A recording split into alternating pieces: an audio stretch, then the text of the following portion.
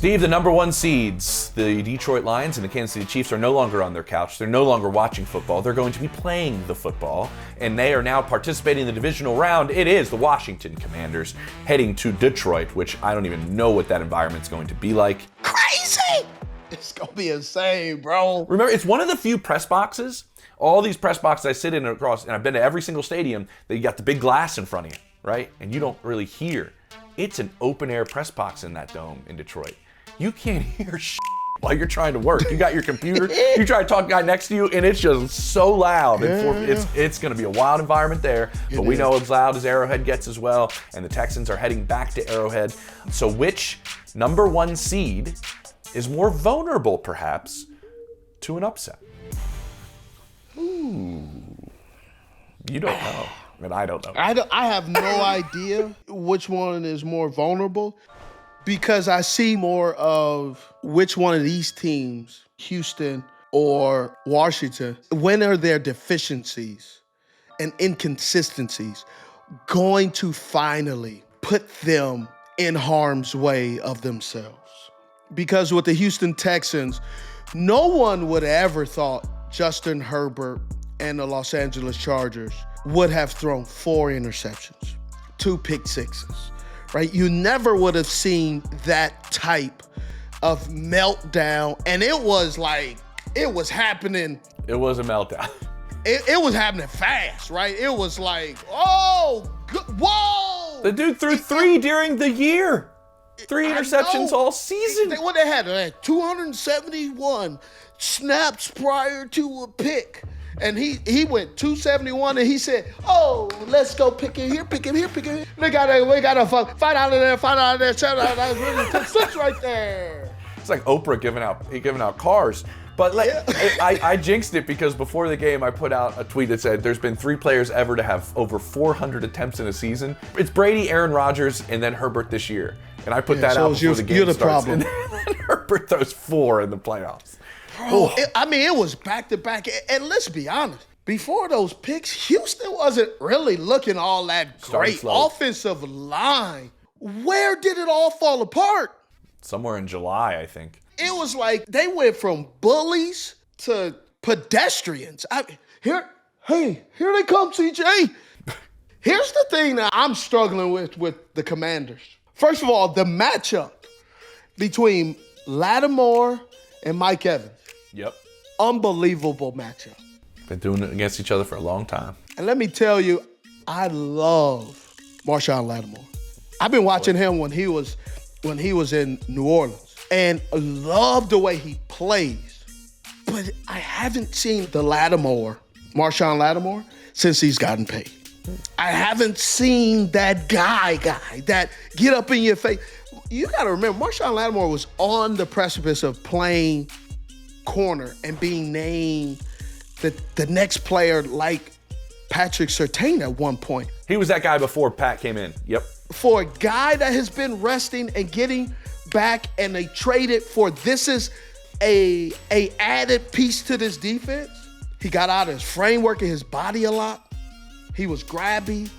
I'm worried, because I already know Ben Johnson, who has the door closed all the time and in his laboratory, going over his plays, he's going to give the Commanders so much eye candy, so much discipline that they need to have, that they did not have against the Tampa Bay Buccaneers.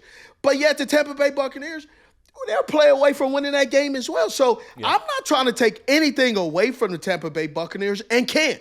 The Detroit Lions don't play hang-around football. Their offense doesn't play hang-around. Their defense doesn't play hang-around. And Coach Campbell does not allow their special teams to play hang-around. So this is a game that I think has the potential to get out of hand very quickly, the same way we saw the Los Angeles Rams get all up in Sam Darnold's face against the Minnesota Vikings. And I would not be signed. Go ahead. I'm sorry. No, you're right. Stop. Keep going. Stop. No, keep going. Kung Fu Kenny, don't do it. Kung Fu Kenny. Well, there's a bit of a feel, Steve, of a team of destiny with both those teams, right? With Detroit and Washington. Detroit with just the way they've been rolling, what they've battled through, as close as they got last year, and then just somehow Jayden Daniels does something at the end of every game where they find a way to win. And it's wild watching him in the fourth quarter. And the Hail Mary is the first one. Great. It's great. He is about as calm as I've seen a rookie in a fourth quarter big situation that we've ever seen, honestly. So I'll take the other game. The other game is going to be the Texans traveling to Arrowhead to face the Kansas City Chiefs. And I find it interesting, Steve, and could it be a potential upset? But the Chiefs have not played football for 23 days. And when I don't say the Chiefs, well, you could say that after 38-0 against the Broncos to end the season. Nobody played football in Kansas City, but a lot of the big names, Patrick Mahomes, Chris Jones included, are going to be playing their first game in 23 days. That's as long of a stretch as you can have. I think the only player that ever went longer between the end of the regular season into their first postseason game, I believe, was Warren Moon, who went 24 days. That's just something you don't see very often, that amount of time. Now, you could counter-argument that and say there's no coach in the NFL. Perhaps in NFL history, it's better off of a bye than Andy Reid. I think he's 13-4 with Kansas City. Greatest. He's just outstanding coming off of extra time. I mean, he thinks of everything. He does think of everything. I know the Chiefs find a way to get physical and stay sharp. Usually when they have this extra time, they throw the pads on. In those 23 days, they are not sitting around playing tiddlywinks and heads up, 7-up like you got a substitute teacher. They are still, they are. I remember that game so well. Real gentle like.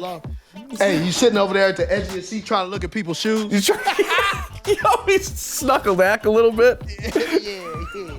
Oh, man. They're not doing that. It's not sitting around. It's not like other places. They are not at the spot. They might be back in training camp if you ask some of those guys. It is an interestingly large amount of time that they have to go through, and then you compound that with the Texans team that just is riding so high right now from playing this past week. And how does Houston possibly carry that over just immediately right into their next game and try to keep it rolling is kind of an interesting thing to look at. The other part of it is I think the Chiefs are better now than they were at the beginning of the season. Specifically offensively, they are. With the return of Hollywood Brown and the way Hop knows the offense better and the way Worthy knows the offense better as a rookie. From my understanding, I've been told this Travis was just kind of buying his time during the season and was like, I know when y'all need me. And it's postseason play. I know I'm an older player. I'm gonna manage the season, and I wouldn't be surprised if he goes to another level. You know, when he gets into this postseason play. Get on my level. Get on my level. But hey, the playoffs, bro. I love the playoffs. The playoffs are outstanding. But the other part of it is that we can't deny is they have been playing with fire all season long. What's going on? James Palmer here, and let's get real for a second. You see the underdog graphics flying in and out of the show 89 with Steve Smith and myself. Well, you're probably wondering, what are these? Well, what they are is it gives you an opportunity to participate, to start playing. You can use the promo code UD89. You can scan the QR code and you can start playing instantly. Dive right in and you can win $1,000 bonus cash like that. You just got to pick higher or lower. So remember, scan that QR code. Use that promo code UD89. What we do here at 89, we give you analysis, we give you breakdowns, we give you the news. We love that you're here. We love that you're watching us and hanging out with us. But now, when you do this, you get an opportunity to find out if we actually know what we're talking about. They have been playing with fire all season long. One score game. And I think they're better in those tight situations than anyone else in football. They just find a way to make plays in the fourth quarter when it's tight, specifically 15. Finds ways to make plays. I know I talked to people in Houston, Steve, when they faced them the first time around. I wouldn't be surprised they did something similar this time. They did a whole film session, I was told, of just Mahomes in the fourth quarter and this offense making plays when you need a play. They make the plays when you need them most. Will you make a play when you need it most? That's the way Houston approached it, knowing the game's going to be close, because every game with the Chiefs this season has been close. So would there finally be a time to where that close game comes up and bites them in the ass, as you would say? Like, how does that happen? I don't know, because the interesting part that you brought up is this. Justin Herbert threw 3 picks during the season, throws 4 in this game. My good buddy Albert Breer wrote this in his column. Tua Tagovailoa, 7 picks on the season. 3 of them came against the Texans. Jared Goff, 12 picks on the season. 5 of them came against the Houston Texans. Like, guys that have protected the ball this year have had these outbursts of turnovers. Now, Patrick Mahomes has not turned the football over since November 17th, where he threw 2 picks against Buffalo. He's protected the football brilliantly. Could this be a time where these corners, who, by the way, we talk about Patrick Surtain all the time, Derek Stingley Jr. is outstanding. From a receiver perspective, real quick, Steve, how good is Sting? Let me get my card. Derek Stingley Jr., he falls in that category of, damn, that's what he falls in the category of.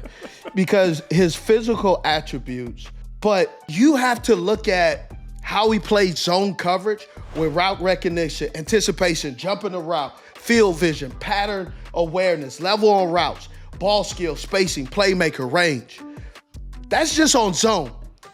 But then it's the man-to-man, square and patient, physical at the line of scrimmage, foot quickness to mirror, transition quickness, acceleration, top end, short burst, hip fluidity, anticipation, short area quickness, long speed, ball skills, leverage on routes, picking the ball in flight, panic with the ball in the air, doesn't panic with the ball in the air, struggles with quick releases, and then just his demeanor. You could go down a list of players and receivers that he's literally eliminated from the game, taking the ball from going up the sideline. The matchup, there's a few matchups that's really key. Do they line them up and just shadow completely D-Hop? Or do they play a zone coverage and kind of follow with zone to allow the penetration of the defensive line? It's going to be interesting, man. It's going to be a great game, some great matchups. I think it'll be the ultimate upset. It would be. But I don't know if it can happen. I love what you said about how do they use Stingley, because what they did against Tua was it looks like man, and all of a sudden, real late, it becomes zone. And they did that back and forth and confused him. I don't know if you confused Patrick Mahomes. Hey, bro, but some of the man coverages, my ball. Yeah, exactly. So could there be a key turnover or two from this secondary that's so good at doing it? I mean, man, the 2 young corners, by the way, in Houston. I think Nick Caserio is on one, man. He's been drafted really well the last couple of seasons. And so, and then you mentioned up front, the tackle situation for Kansas City has not been good all year long. This might be, at least the Texans believe it is, the best edge rushing duo in football with Danielle Hunter and Will Anderson Jr. And they have an argument to say that, for sure. Both top 10 in almost everything. Danielle Hunter, swole bones, bro. Slow bones? Swole. Swole bones. I was like, he ain't slow. He looks in the uniform like he's wearing my son's shoulder pads. It's like shoulder pad, arm. Well, listen, maybe that's helping them get to 90 pressures this season, which was second in the NFL. I mean, they can get after the quarterback. Now, the first time they played Mahomes, and I was there, it was like, how are these tackles going to handle it? And Andy and company adjusted. Like, Mahomes had the ball out of his hand under 2.5 over and over again. And he was going for over 8 yards a pop, under 2.5 seconds. So he got rid of the ball quickly. We'll find out if those edges can be disruptive. And they were disruptive against 2 really good tackles that the Chargers have a week ago. That also tells me then, if they're disruptive like that and they were able to, Patrick Mahomes and Andy Reid were getting it out quick, 2.5 seconds, 8 yards. That was the plan. Then that means they're going to have to shift. And so they're going to have to blitz, but replace in the area that the Texans believe that it'll be anticipation of where they want to go. Because generally when you pressure, someone has to replace, and the replace is generally going to be a lineman. And I would anticipate it will be Hunter, because if they could replace going left, if they could blitz and make the line shift going left, because they're probably going to give the right side a little bit more help, then that means Danielle Hunter with longer reach, he would probably be the guy dropping up in coverage with his hands up, because that gives Danielle Hunter the opportunity to obstruct the vision of the quarterback with that quick throw because of the end. So that's what I would see. That was the first thing I would think of. That's a good point. That's a really good point. As as if they were already getting us 8 yards a pop, 2.5, how do we increase the pressure but pop out and try to eliminate the quick throws? Because that's what you know they're going to do. And that's what they did the first time around. It was quick throw after quick throw. And because Pat knew what was coming on the outside. So that means they would have to throw outside so to be able not to have the hands in the face. So being able outside, that would mean also, too, end zone coverage. That means they're going to press to disrupt the timing. Wow. Sorry, just thinking. My bad. No, that's the chess match, man. That's the chess match that we love seeing. And I think this defense has done a lot of really, really good things. Confusing Patrick Mahomes is a very difficult thing to do. And playing against Andy Reid with some time is a very difficult thing to do. But they did just play the Chiefs at Arrowhead. I don't know if that helps you or not. We'll see when they go back into Arrowhead. That's the argument to say that they can have an upset. We'll see if anybody actually does it over one of these two number 1 seeds.